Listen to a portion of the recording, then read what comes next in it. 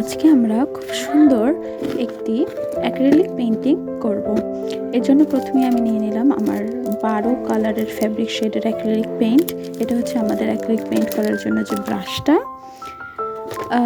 এরপরে আমরা নিয়ে নেব একটা প্যালেট। আমার কাছে প্যালেট নেই, এই জন্য আমি আমার বাসায় থাকা একটা পিএইচকি প্যালেট বানিয়ে নিয়েছি। এখানে আমি মূলত একটা ম্যাজেন্টা ফুল, মানে এটা হচ্ছে ল্যাভেন্ডার ফুল যেটাকে আমরা বলি, ওটাকে ম্যাজেন্টার শেডটা আমরা বানাবো।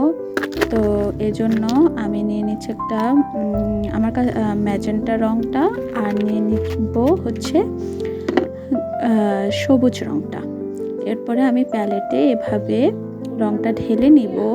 আপনারা প্রয়োজন মতো পানি এখানে ব্যবহার করতে পারবেন।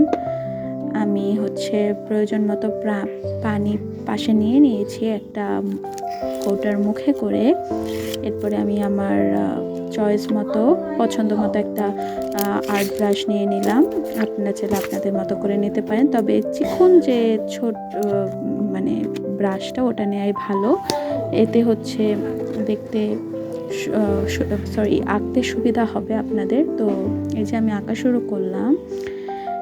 ছোট একটুখানি হচ্ছে ব্রাশের ভিতরে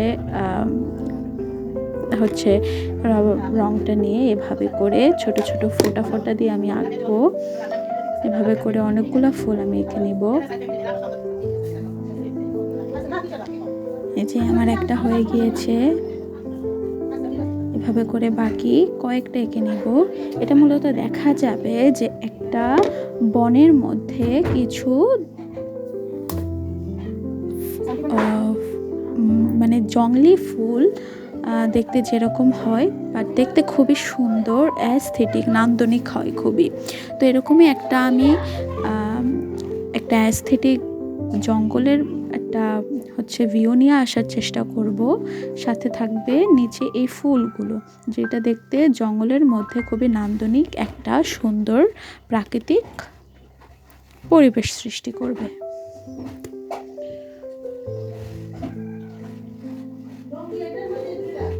আপনারা দেখতে থাকুন, এভাবে এঁকে নিচ্ছি।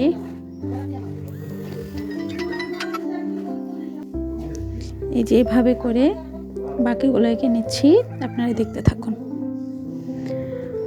আমি আপনাদের বোঝার ও দেখার সুবিধার্থে আমি হচ্ছে ধীরে ধীরে করছি, যাতে আপনারা সবাই এটা দেখতে পারেন এবং আর্টের ধরনটা বুঝতে পারেন।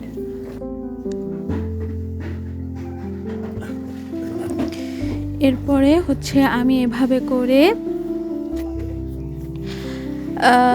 এরকম বক্রভাবে আমি হচ্ছে এই ফুলগুলোর বোটাগুলা দিয়ে দিচ্ছি।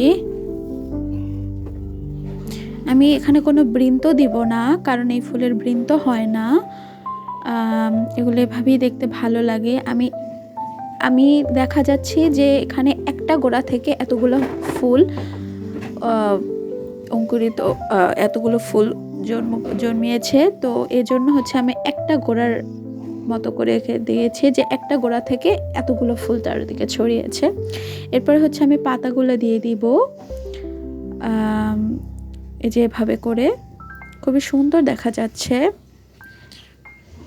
এভাবে করে। আর মূলত এটা দিব যে আমি এটা বোঝাচ্ছি যে এটা জঙ্গলে, যেহেতু এটা জঙ্গল, তো এখানে মৃদুমন্দ বাতাস সবসময় প্রবাহিত হয়। তো এই জন্য হচ্ছে আমি দেখাবো যে এখানে পাপড়িগুলো বাতাসে, পাপড়ি এবং পাতা উড়ে যাচ্ছে, এবং উপর থেকে বিভিন্ন ধরনের আসা জঙ্গলি লতা পাতাগুলো হচ্ছে এভাবে চারপাশ থেকে ছড়িয়ে আছে, এবং এগুলোর উপর থেকে প্রবাহিত হচ্ছে, যেটা দেখতে খুবই বেশ সুন্দর মনে হবে।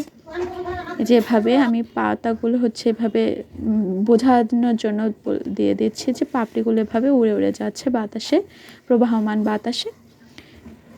দেখতে খুবই সুন্দর লাগছে। আশা করি আপনাদেরও ভিডিওটা ভালো লাগবে। যদি ভালো লেগে থাকে আমার ভিডিওটা অবশ্যই অবশ্যই অবশ্যই ফলো করতে ভুলবেন না আমার পেজটাকে, এবং অবশ্যই লাইক, কমেন্ট এবং শেয়ার করে পাশে থাকবেন। সবাইকে অসংখ্য ধন্যবাদ আমার ভিডিওটি দেখার জন্য। পরের বার আবার দেখা হবে সুন্দর একটা ভিডিও নিয়ে।